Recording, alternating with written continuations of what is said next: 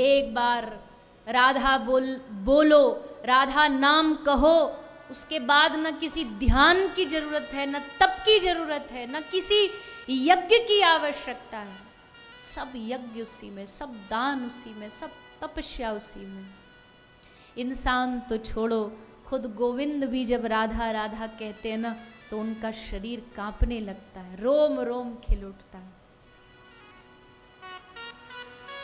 वृंदावन की गलियों में, वृंदावन की बीथियों में श्री कृष्ण श्री राधा को पुकारते पुकारते घूमते हैं।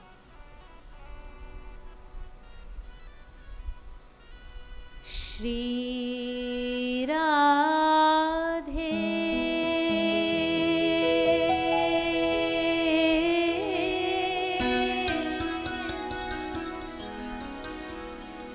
श्री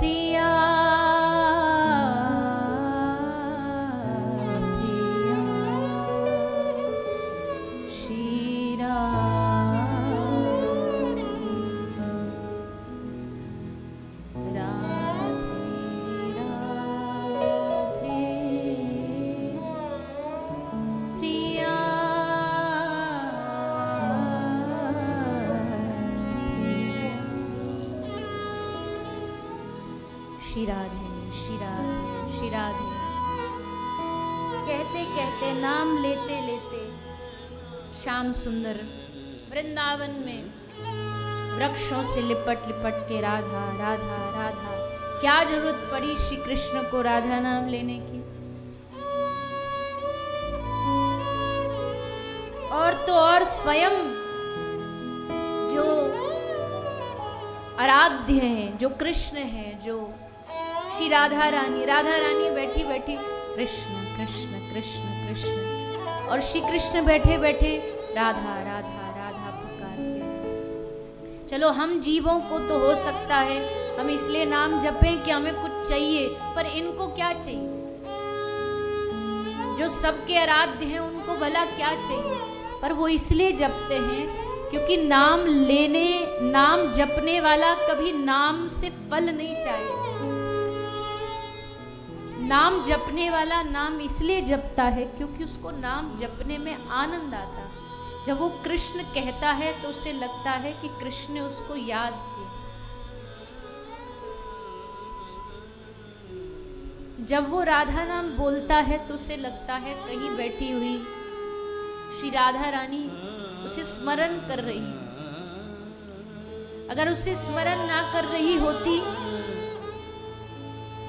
तो कहां किसी को भगवान का नाम जिह्वा से निकलता है। जिह्वा से नाम निकला इसका मतलब उन्होंने हमें याद किया, उनकी याद में हम आए।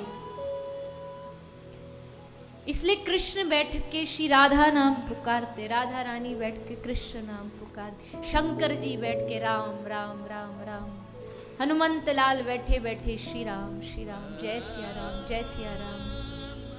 भगवान भोलेनाथ जब देखो राधा राधा राधा पुकारते हैं। भोलेनाथ जी से बड़ा कोई नाम निष्ठ दुनिया में हुआ नहीं, चाहे वो राम नाम ले लो चाहे राधा नाम ले लो। श्री भोलेनाथ जी को राधा नाम इतना इतना प्रिय है भगवान शंकर को।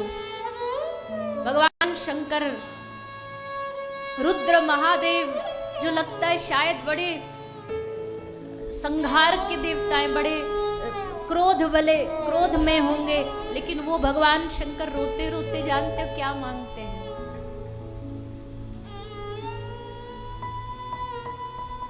कदा करिष्यसि माम कृपा कटाक्ष भाजनम। श्री राधा रानी से कह रहे हैं, श्री राधा रानी कदा करिष्यसि माम,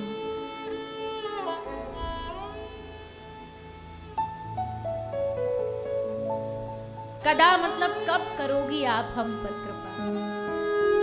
मुनिंद्र वृंद वंदिते त्रिलोक शोक हारिणी प्रसन्न वत्र पंकजे निकुंज भू विलासिनी ब्रजेंद्र भानु नंदिनी ब्रजेंद्र सानु संगते कदा करिष्यसि माम कृपा कटाक्ष भाजन। सब श्लोकों में एक ही चीज मांगी भगवान शंकर ने, कब होगी हम पर कृपा। कदा मतलब कब।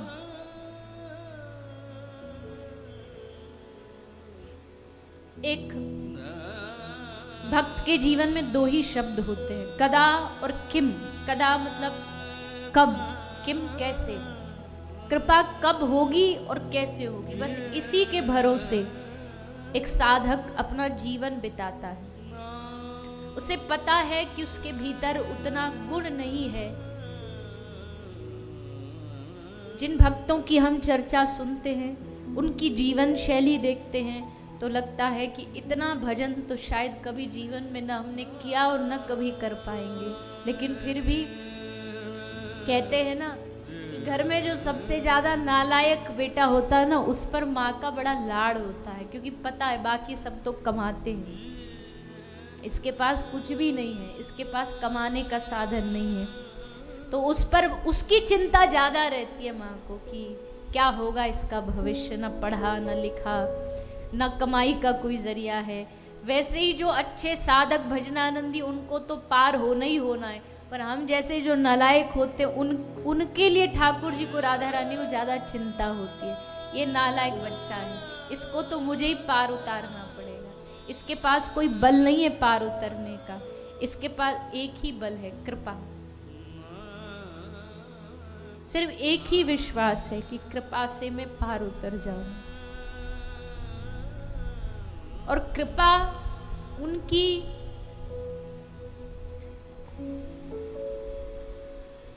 उस कृपा के जिसके बारे में कोई शब्दों में वर्णन नहीं कर सकता। चाहे कोई कितना भी गिरे से गिरा व्यक्ति हो, लेकिन उन्होंने कभी कृपा करने में कंजूसी नहीं की किसी पर भी। उसकी कृपा सब पर बरसती है। कोई कोई उस कृपा को अनुभव करता है, अनुभव कर पाता है कि इतना नासमझ होते हुए भी उन्होंने कभी हाथ नहीं छोड़ा, कभी बाह नहीं छोड़ी। इसलिए कृपा मिलेगी कैसे? बस भगवान का नाम लेते रहो, नाम स्मरण करते रहो, नाम का जाप करते रहो। इन महापुरुषों ने सिखाया कि तुमको ज्यादा कुछ करने की आवश्यकता नहीं है, और ज्यादा हम कर भी क्या पाएंगे। इतने संसार में उलझे हुए हम लोग 2 मिनट तो शांति से बैठ पाते नहीं, भगवान को याद कर पाते नहीं। संसार के लिए चिंता करते हैं, धन के लिए चिंता करते हैं, पर जहां से आए वहां जाना इसकी कोई चिंता नहीं, उसके बारे में कभी सोचते नहीं। लेकिन फिर भी ठाकुर जी कहते कोई बात नहीं, ये इनके इन प्रकार इन वस्तु एक ही काम कर, तू मेरा नाम मत भूल। इस जिह्वा को बस इतनी सी आदत डाल दे कि ये जिह्वा जहां भी रहे बस कृष्ण कृष्ण कहती रहे, श्री राधा राधा कहती रहे। भगवान कहते बाकी हम सब देख लेंगे।